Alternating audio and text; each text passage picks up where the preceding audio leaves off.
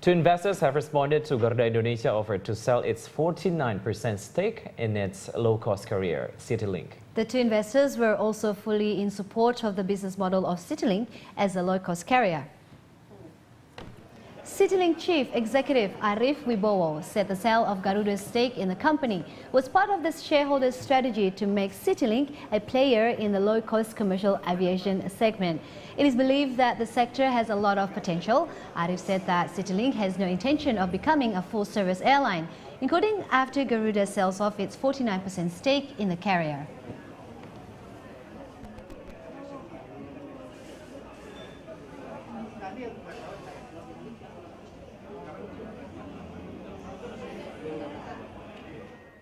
CityLink ini pada tahun 2,8 kita rencana target tahun ini